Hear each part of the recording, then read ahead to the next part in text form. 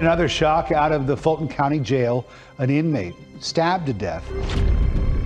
LaShawn Thompson was found face down in the toilet in his cell, and he was covered in insects. The 8th victim, Sam Lawrence, who wrote a letter asking for help just 4 days before his death. His last words was, "Get help, please." And now the Justice Department is launching an investigation. It will cost roughly $40 million per year to move roughly 1,000 inmates out of the region and out of the state. I got a detainee that wants to talk to you all. I had knives put to my throat, and I had to call my mom telling them, please wire somebody some money or I'm gonna be killed. Those inmates are not props. They are people. Let's stop playing politics while folks are dying. Take a look. Here are the faces of the 10 people who died in the county's custody. Attorneys comparing the jail to Gitmo, the infamous Guantanamo Bay detention camp in Cuba. You are holding people for long periods of time without charging them with a crime. No justice, no peace. No justice, no peace. Until we address those systemic harms that have led to the death of so many in custody, we will continue to see these problems. Welcome to Behind the Investigation. I'm Atlanta News First Chief Investigator Brendan Keefe, and I'm joined by Investigator Andy Parati. You just saw a teaser of what we're calling Georgia's Gitmo, an extraordinary series of investigative reports focusing not really just on the jail in Fulton County, but also the system that allows all of this to happen. First off, Andy, where did you get the idea for this story, and why is it so important to you? You know, so a few months ago, I was interviewing a Atlanta criminal defense attorney. His name is Andrew Fleischman, and he was telling me some stats about the jail that I had not heard of before, saying that there were a number of individuals who were in the jail who had not been indicted yet, people not formally charged with the crime. And when he told me that, I was like, how is that possible? He said, yeah, it's happening. These people are arrested, but they're waiting in an indictment from the district attorney's office. And he said at that moment, it's just like Gitmo. It's like our own Gitmo, which is an acronym for Guantanamo Bay Detention Camp in Cuba, which has held suspected enemy combatants for decades without trial. So that's how the name came about, and that's how I became interested in it. I'm really interested in this subject matter to begin with because it's sort of been in my wheelhouse for years, covering jails, covering people in jails, covering people in prisons. And as you know, we've been covering the crisis of Fulton County Jail for the past year, and it just seemed like there needed to be more attention put on this issue, with so many people unfortunately dying in the jail, not convicted of a crime, simply waiting for their day in court. You know, before we watch the story and this extraordinary series of stories that you're doing, it's important to point out that the Fulton County Jail is notorious nationally now, after some of the Donald Trump, former president of the United States, and other defendants were processed there. And, you know, a lot of people talked about the number of deaths there, but a lot of the reporting has been superficial. It's looked at sort of the statistics from 40,000 feet.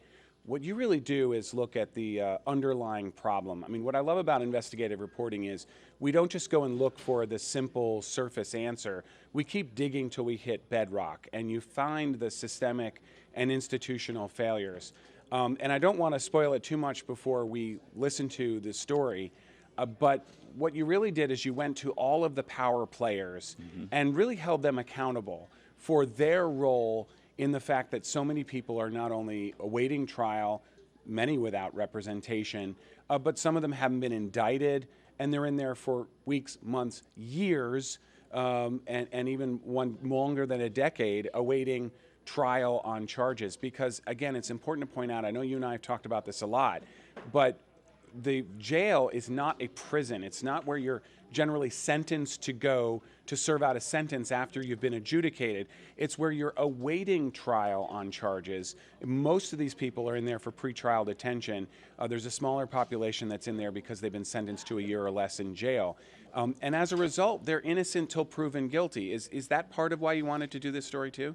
Yeah, you hit on all the things of why this is so important, and really getting down to the Why is the jail the way it is? And we did exactly what you just mentioned. We went to the four most powerful elected individuals in the county that have the most influence into what happens at the jail and the people inside. We're talking about the sheriff, the district attorney, the county chairman, and the chief superior court judge. We sat down with all of them, some of them as close to an hour. So in addition to putting them together in the story that you're about to listen and watch, we posted the raw interviews in this story on our website because we want to be completely transparent and explaining what they have to say about the issue and holding them accountable for their part.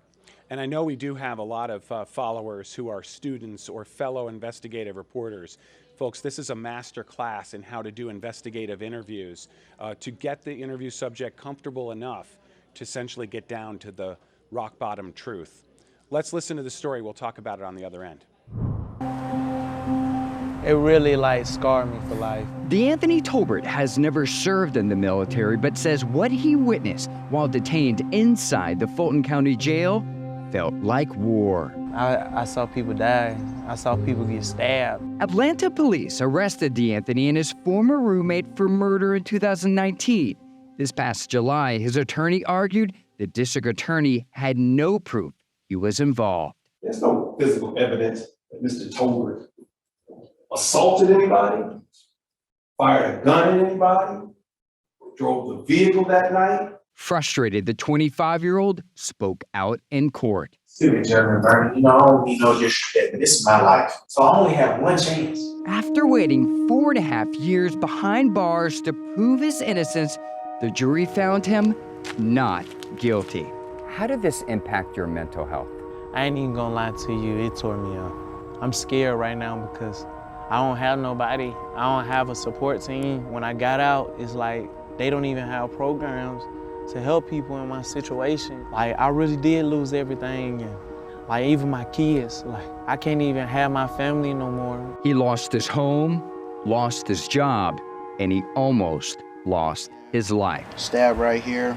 Each marking on his back and arms, stab wounds from knives and shanks. Right there, right there. there. They just keep going. And this all happened at the jail? Yeah. I mean, are you surprised that you're alive? Yeah. I thank God for it every day. An Atlanta News First investigation uncovered DeAnthony is one of hundreds of people inside the county jail waiting extraordinary lengths of time for their day in court. Overcrowding the jail caused by an unprecedented backlog of criminal cases. County records show as of September, at least 690 people detained more than a year in jail, 142 waiting 3 years, and at least 19 people waiting more than 5. That includes 61-year-old Darrell Lowe, who has waited 13 years behind bars for his trial date. None of them convicted of a crime, all of them in the sheriff's custody. Fulton County Sheriff Pat Labat. Are you frustrated when you hear these numbers? Well, I'm not frustrated. Let me tell you why I'm not frustrated. I knew when I took office, I knew when I ran for office that the system was broken. I just didn't know how broken. The court backlog impacts more than people accused of crimes. Victims and their families suffer too. We're back on the record with State versus Jerez Sanders. This past August, Latarcia Gaither takes a seat inside a Fulton County courtroom, waiting for a verdict she worried would never happen. Facing Jerez Sanders, accused of killing her longtime boyfriend Timothy Jackson and 2 others at this home in 2013. I needed justice to move on. I need this to move on. Latarcia is the one who found Timothy dead inside. If you go down the hallway, there's a bedroom to your left and the 2 bedrooms.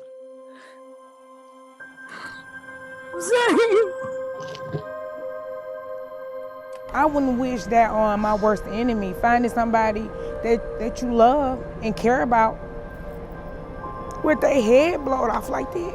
That took a lot from me. It destroyed me. A jury found Jerez guilty of murder, but he sat in Fulton County's jail for nearly 10 years until his trial. I felt like my life was on hold. Like I couldn't move on because I needed closure from this.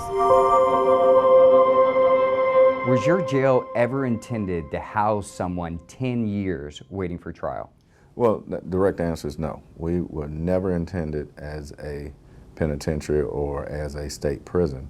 It is a pretrial facility. The sheriff says when the jail was built in 1989, it was almost immediately over capacity. Sections of it are now falling apart. Labata's calling for a new, bigger detention center focused on mental health services. Estimated cost to taxpayers, more than $1 billion. But if the backlog is not addressed, is not fixed, what will new jail do? Would it even matter? Well, it certainly matters, and we've advocated for a replacement jail. This jail is, when you look at your home, you look at a single family home that was built to house a single family, and then the day it was open, you have multiple families in that home. The pipes weren't rated for that. The lighting wasn't rated for that. The walls weren't rated for that. And that's what has occurred here. Sheriff Labat says his office is caught between the district attorney's office and judges, waiting for them to move cases along, while his jail and the people inside suffer the consequences. I think there's enough blame to go around. I can tell you who's not to blame. Not to blame is the sheriff's office. Enter Fulton County District Attorney Bonnie Willis, who took office in January 2021. What they would like to do is to paint a scapegoat for inaction that they've taken. It is unconscionable the way that our jail is. They've known our jail is in that state.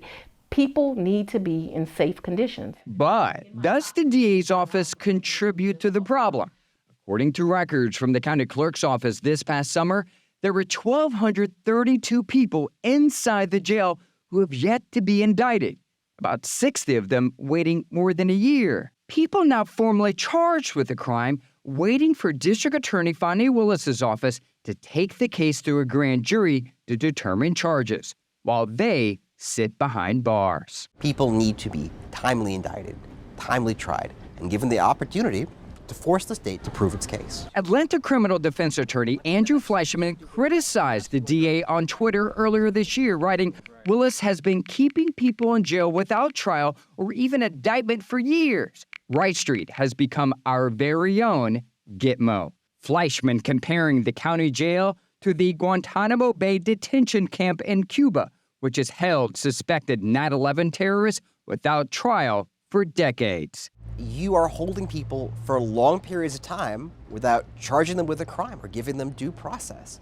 And that's exactly what happened at Gitmo. That in particular should be a high-level point of frustration. This past September, Fulton County Commissioner Bob Ellis raised the issue during a meeting, upset more progress had not been made after allocating $75 million in federal pandemic aid to address it. I think collectively, everybody's pissed at the quality, the level of results. What's your reaction to that? That Commissioner Ellis is not a supporter of criminal justice, is ignorant, doesn't know what he's talking about most days, is just not really trying to make himself informed of the issues or the progress. Commissioners have tried to paint this picture that somehow incarceration and indictment tie hand in hand, and they don't. People arrested for felonies are entitled to be released on bond after 90 days, but that's not a guaranteed get-out-of-jail-free card. If they are not indicted by that time, it means a Superior Court judge likely determined they were a flight or security risk at their initial bond appearance, not eligible for a bond due to an unrelated pending charge, or they couldn't afford to post bail to be released. The other thing is, in the old administration, they would take whatever the police faxed over and they would simply indict. There was no investigation did. We changed completely the way we did business, meaning that prior to someone being indicted, we had to actually have the evidence. That sounds novice to people, but they were not doing that. So what about people waiting years in the jail for their trial dates, specifically the 19 who have waited longer than 5 years? Why is it taking so long to get to trial? So your information also is not complete, but you could have easily pulled it. All, not some, 100% of them have competency issues. They are certainly in custody, but they are in custody at Georgia Regional. Georgia Regional is the state mental health hospital the county uses to treat inmates with mental illness. District Attorney Willis says her office can't prosecute someone until a doctor determines they are competent to stand trial. Until then, some go back and forth from the jail to Georgia Regional for treatment.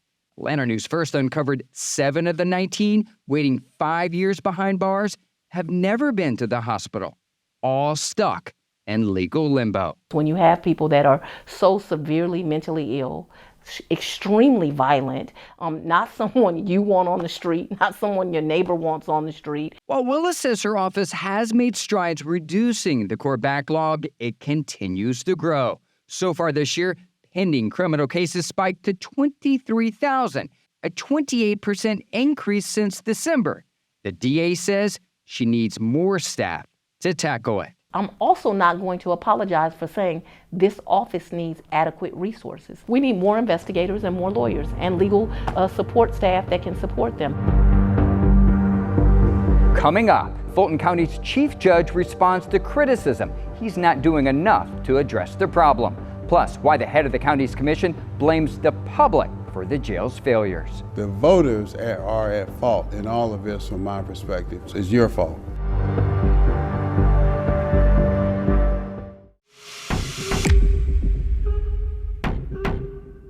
The voters are at fault in all of this from my perspective. It's your fault. That's Fulton County Chairman Rob Pitts blaming the public for problems at Fulton County's jail. But Pitts, who heads the commission responsible for funding the detention center, doesn't stop there. He says elected judges share responsibility too. I'm hoping that we will have this same lively debate when we get to the money part of this meeting today. The head of Fulton County's commission, Chairman Rob Pitts, says he's tired of allocating millions of tax dollars to address problems at the jail without getting better results. Despite deteriorating conditions while over capacity for decades. Thursday afternoon, a triple stabbing left 1 inmate dead and 2 others injured. To date, we have had 10 deaths in the Fulton County Jail. The Department of Justice is investigating the jail's living conditions. A brand new jail is not going to solve the problem if you don't have good management in that jail. The chairman wants to renovate the current jail instead, saying the detention facility's real problem is rooted in the county's historic court backlog, forcing inmates to wait for trial too long. As of September, hundreds of people were waiting more than a year in jail, dozens of others more than 3. Innocent until proven guilty, languishing behind bars while they wait for their day in court. Reason for the jail being overcrowded, if we're honest, is that those who are responsible for processing those in jail through the system are not doing their job. The chairman puts most of the blame on 2 groups of people. First, Fulton County Superior Court judges who are elected. Some work, some do not. Some come to work at 10 o'clock in the morning, go to lunch at 12, and play golf. We monitor this. The judges who are working come to my office and tell me which ones are working, which ones are not working. So which judges are we talking about? Well, I can give you a list of them. Each month, the county publishes this chart on its website, identifying how many inmates in the jail are assigned to each judge. As of late August, at least 9 of the judges were juggling more than 100 defendants in the jail. I propose, let's take an ad in the AJC on a weekly basis, a full-page ad, and list what judges are working and which ones are not. The second set of people Chairman Pitts blames for the jail's crisis, the public. The voters are at fault in all of this from my perspective for electing and re-electing the same people. If you get these same results, it's your fault. That might be a hard pill to swallow for viewers and the public thinking, well, we expect you to do better. Don't blame us for simply trusting you to do the job. Not the Board of Commissioners. We don't run the jail. We don't indict people. We don't charge people. None of that. We're trying to solve a problem by providing the resources, which we have been very generous with. Up next, a prediction about the jail's future from the county's top judge and his response to the chairman's criticism. This particular issue of overcrowding in the jail is a collaborative effort.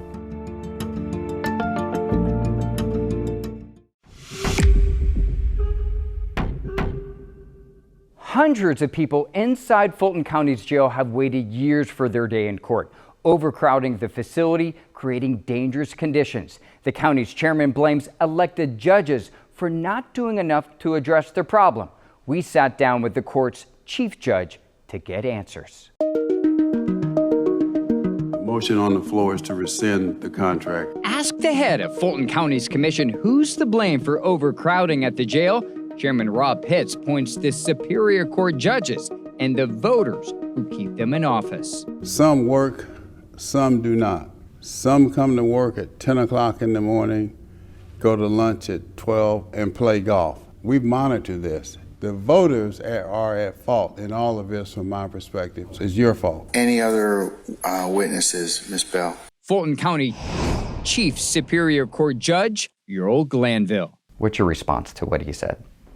Well, I would disagree because this particular issue of overcrowding in the jail is a collaborative effort. Voters first elected Glanville to the bench in 2005. He's been the chief for about a year. The judge says he and his colleagues on the bench are working hard to move cases along, but they are at the mercy of prosecutors and defense attorneys' ability to get their cases ready. Case in point, there are not enough court-appointed attorneys. These are the lawyers who represent the majority of people in jail who cannot afford to pay for one themselves. It's a problem. I understand it's a problem. This man told a judge in July he sat in the county jail for nearly a year without an attorney. How long have you been in custody?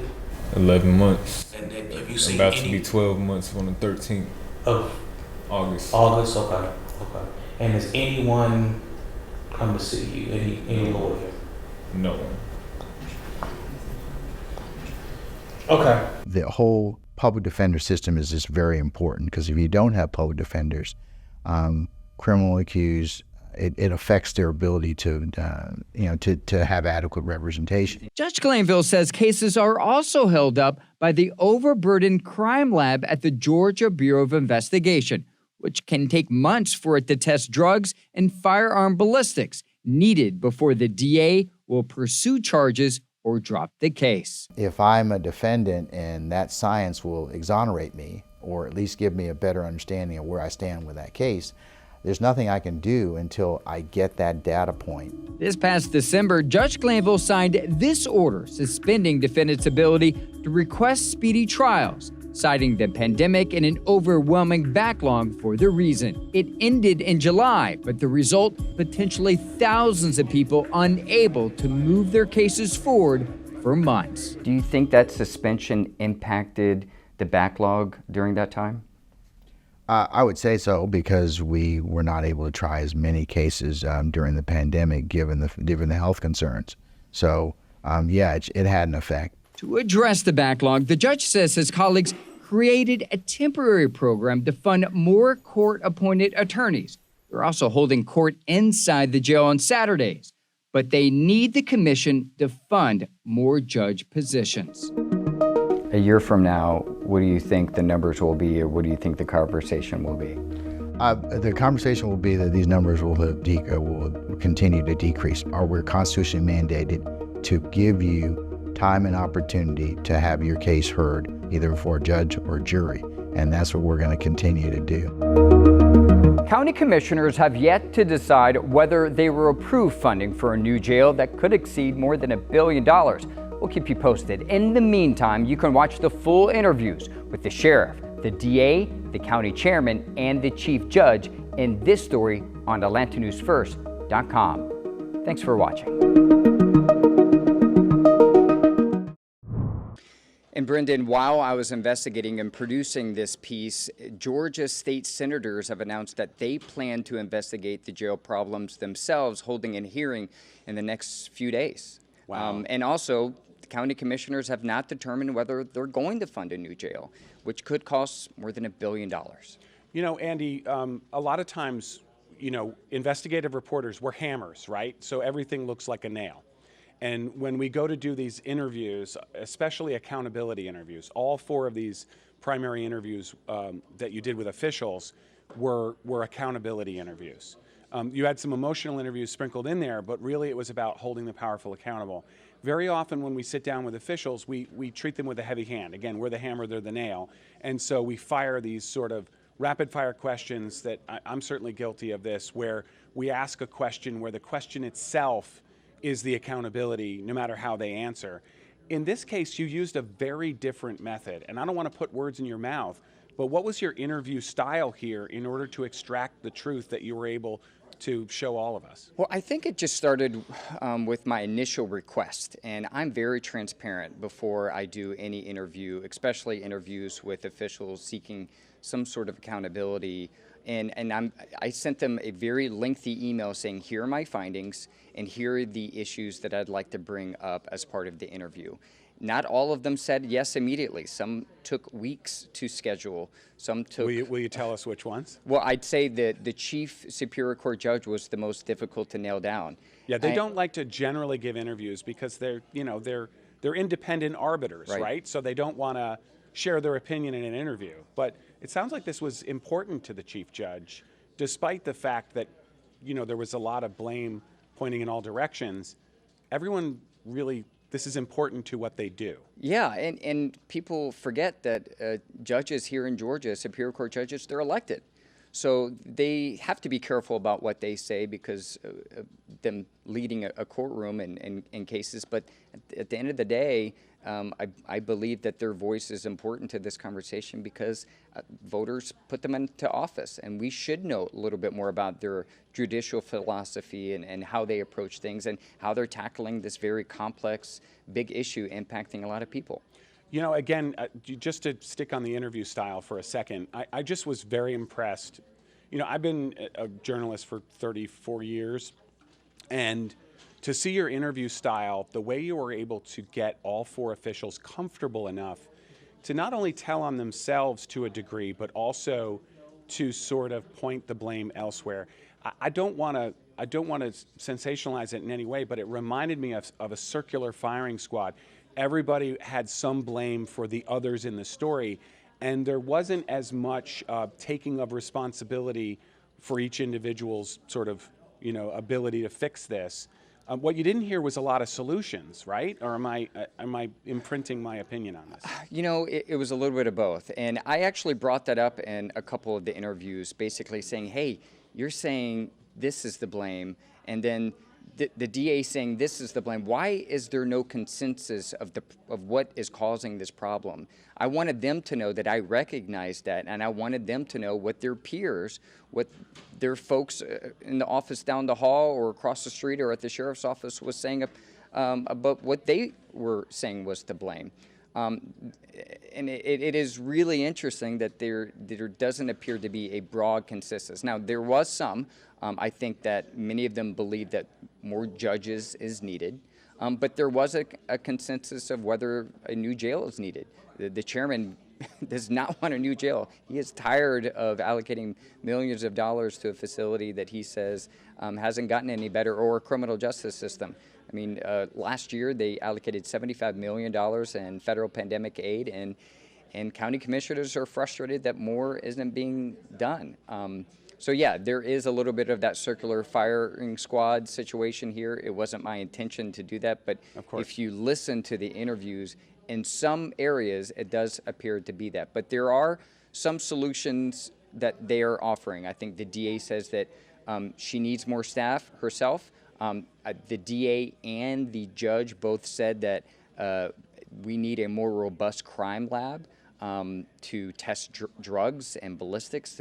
One of the things that stuck out to me of what the DA said is that if police give her multiple different types of drugs to test involving one defendant, the GBI's crime lab says it will only test one of them because they're so backlogged. So there may be a defendant that could face numerous different types of charges involving drugs that they're not supposed to have in their possession, but she'd only be able to indict them on one of them if they came back positive. The GBI, according to the DA, says they simply don't have the capacity to test all of them. You know, what I sensed from all of the interviews with officials was a level of frustration. And while they were blaming different problems, it doesn't mean only one is true. Can't they all be true? In other words, it's a compound problem, isn't it? It's the crime lab, it's the DA doesn't have enough funding and prosecutors, that the jail doesn't have a better facility and isn't supposed to hold that many people, that the chief judge has a backlog, and then also, you know, the big picture, which is your previous investigation, the 6th, which I encourage people to view on AtlantaNewsFirst.com and go to the ANF Investigates tab. You know, in the 6th, you pointed out that people don't have representation. So it's very hard to, you know, go before the judge and get bond when you don't even have an attorney for years in some cases. And so is it a compound problem, and is it so complex that there isn't a simple solution? There isn't a simple solution. I think the public sometimes wants easy answers to complex problems. What I hope, though, is that these individuals, the power players, the people that we elect to make these big decisions, will actually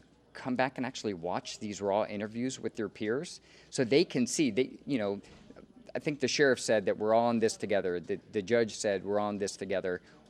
I don't get the sense that maybe they're communicating as often as we think they are. Maybe they are. But here's an opportunity that each one of them can go back and look and watch these interviews of each other to really figure out what their level of frustration is, why they're frustrated, what they need in order to get the job done. So maybe we'll see. And I'm hoping, again, the state senators that are investigating this, that are holding a hearing, I hope they do the same, that this project that we're doing could really be beneficial into narrowing down exactly what is needed to address this problem. You know, and I encourage people right now to go to AtlantaNewsFirst.com, go to the ANF Investigates tab, and look for the Georgia's Gitmo story. It's also, of course, on our Atlanta News First YouTube page as well, but these YouTube interviews are actually embedded into the story, and you should watch them because there's so much more there. As long as this story was, it's almost a teaser for the much, much deeper investigation that you've done. I do want to ask you one more question, Annie, and that is, did anything surprise you?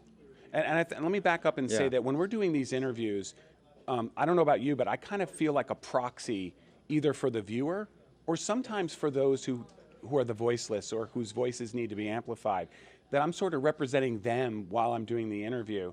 One, did you feel that way? And two, feeling that way in the interview, did you then respond or you know, were you surprised by some of the responses is what I mean? You know, I think the thing that I will walk away the most with from this project is meeting the individuals, especially one, Mr. Tolbert, DeAnthony Tober, who was in the jail for 4.5 years. And he was waiting, innocent. and he was innocent. He was found innocent. We were tracking his case, knowing that he was one of a number of individuals inside the jail, waiting years for their court date. Some of them very much believing that they are innocent of what they were accused of, what they were being detained for. And to meet him, and in his own words, believing that he is lucky to be alive, being stabbed multiple times. I mean, can you just like imagine having to be in a facility like this, being assaulted for years, ultimately found not guilty, and the problem, knowing that the problem still exists and that there are others like him. There's got to be others like him. I know that there are others like him. And that, to me, is what I'll walk away with the most, knowing that there are more DeAnthony Toberts in that jail waiting for their day in court, hoping that they live long enough to get their day in court. Some people are watching this on our live stream or on our YouTube channel and or on ANF Plus. But others are listening to this as a podcast right now, and they may want to go see the story. Where can they find it, and what else can they find online, Andy? So we've created a special website within AtlantaNewsFirst.com called Gitmo, Georgia's Gitmo. And in that story, not only do we have the main story and the raw interviews of all the main elected officials that we interviewed for this story, but we have some really cool interactive graphics that you can view to show, for instance, 19 individuals who have been in the jail 5 years or longer waiting for their trial. We've broken down how many of them have, for those individuals who have competency issues, how many of them have been in a mental health facility, how many days of their incarceration, and how many days they've been at the jail. All of them have been in the sheriff's custody the entire time, but I think it's fascinating to look at those individuals who have been in the jail for 5+ years to find out which ones have competency issues and which ones don't. And I think it will show that we clearly have a mental health issue going on here in this facility and its population, and not enough people are getting help. You know, another thing strikes me is that one of the powers of what we do is we take people where they can't otherwise go. None of us wants to see the inside of the Fulton County Jail in person, but as journalists, we get to take them there to show the taxpayers what they're paying for or what they're not getting. I am curious, did the district attorney, Fani Willis, say she's been inside the jail, like deeply inside the jail, to see how it operates? Has the chief judge been inside the jail? Has the chair of the county commissioners been inside the jail? Because if they haven't, then they really don't know what the problem is. And if they have, then they know what it is, and it's not getting fixed. I don't know if District Attorney Fani Willis has been, but I know her prosecutors have been. She's explained to me that she had a colleague that was put in a position where the locks on some of the inmate doors weren't locked, and it was a very serious security issue for her. She was very concerned for her staff's safety. I believe the chairman has been inside. He doesn't believe that the jail is nearly as bad as being presented. He believes that the only video and only pictures are only being shown of the bad portions of the jail. Well, how many people have to die before it's a serious issue? I mean, if 10 people are dead in this year, I mean, it's literally a fatal, you know, it is a you check in but you don't check out kind of environment. Right. How bad does it have to get before it's bad enough? And I think what he would say, based on the interview that I had with him, is he's saying the jail is in bad shape, but we can renovate it. We have to deal with the backlog issue that is creating the dangerous conditions inside. Not only the infrastructure falling apart, but the overcrowding. And that's what he'll say. I don't know whether the chief judge has been inside the jail, but all of them, with the exception of the chairman, all want a brand new jail. They all believe the county needs a brand new jail. Andy Parati, I cannot thank you enough for this kind of reporting. It is exactly our mission to hold the powerful accountable, to elevate smaller voices, to try to advocate for solutions. This is an extraordinary series of reports. I encourage everyone listening and watching to go to AtlantaNewsFirst.com, go to ANF Investigates or Georgia's Gitmo to see this extraordinary reporting, which I know, Andy, you're not going to quit on this story until you get it fixed, which means you're going to be on it for some time. Thanks so much for being here. I'm Chief Investigative Reporter Brendan Keefe with Atlanta News First Investigates.